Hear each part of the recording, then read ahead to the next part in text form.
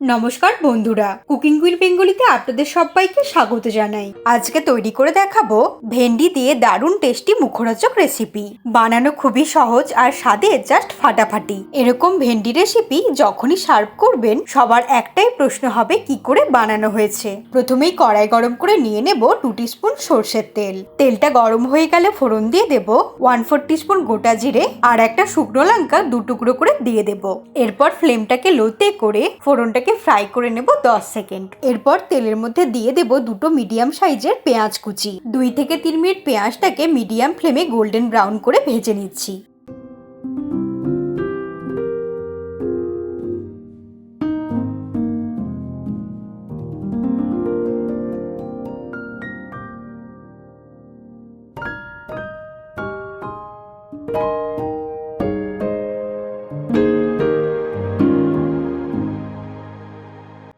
পেঁয়াজ কুচিটা একটু লাল লাল করে ভাজা হয়ে যাওয়ার পর টুকরো করে কেটে রাখা ভেন্ডিটা দিয়ে খুব ভালো করে মিডিয়াম ফ্লেমে ভেজে নিচ্ছি।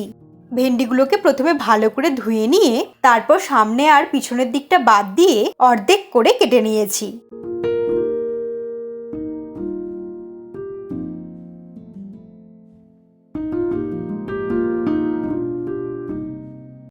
দুই থেকে 3 মিনিট ভেন্ডিটা ভাজা হয়ে যাওয়ার পর কালারটা একটু চেঞ্জ হয়ে আসবে, তখন দিয়ে দিচ্ছি টুকরো করে কেটে নেওয়া একটা মিডিয়াম সাইজের টমেটো। দিয়ে দিচ্ছি স্বাদ অনুসারে লবণ আর দিচ্ছি একটা কাঁচা লঙ্কা। লবণটা ব্যবহার করলে টমেটোটা কিন্তু খুব তাড়াতাড়ি নরম হয়ে যাবে, তাই আমি এখনই লবণটা অ্যাড করলাম। আবারও মিনিট 2-3 সময় নিয়ে ভালো করে ভাজা ভাজা করে নিচ্ছি।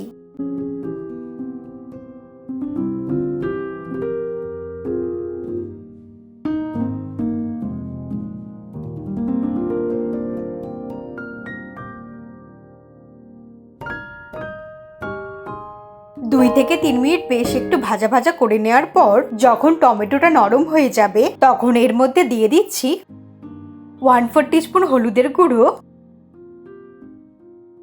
দিয়ে দিচ্ছি 1/4 টিস্পুন ধনের গুঁড়ো, এর সঙ্গে দিয়ে দিচ্ছি জিরের গুঁড়ো 1/4 টিস্পুন আর দিচ্ছি 1/4 teaspoon Kashmiri red chilli powder. মশলাটা যাতে পুড়ে না যায় তাই অল্প একটু জল ব্যবহার করব। খুব ভালো করে মিশিয়ে একটু কষিয়ে নেব। তবে ঢ্যাঁড়স রান্না করার সময় কিন্তু জল ব্যবহার করার একেবারেই প্রয়োজন হয় না। যেহেতু এর মধ্যে একটু মশলা অ্যাড করেছি তাই অল্প একটু জলের ব্যবহার করলাম, যাতে মশলাটা কড়াইয়ের গায়ে লেগে না যায় আর পুড়ে না যায়।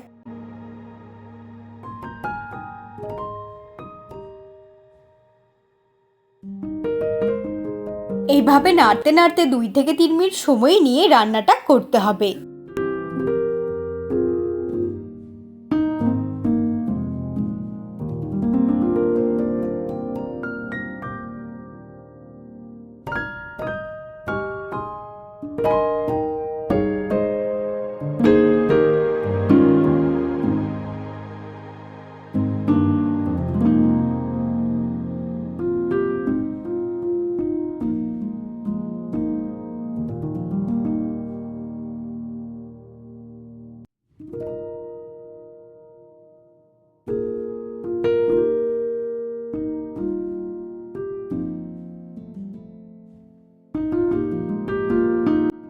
মশলাটা দিয়ে 2 থেকে 3 মিনিট বেশ একটু ভাজা ভাজা করে নেওয়ার পর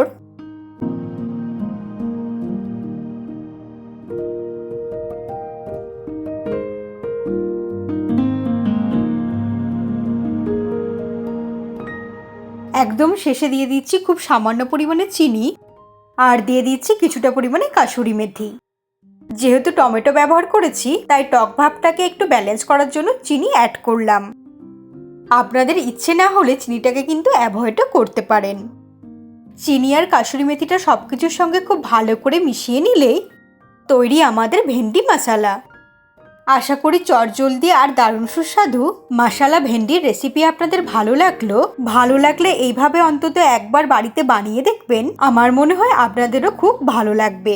ভেন্ডিগুলো খুব সুন্দরভাবে নরম হয়ে গেছে। এখন ওভেনটাকে অফ করে দেব। রুটি, পরোটা বা সাদা ভাত সবকিছুর সঙ্গেই কিন্তু খেতে অসম্ভব ভালো লাগবে।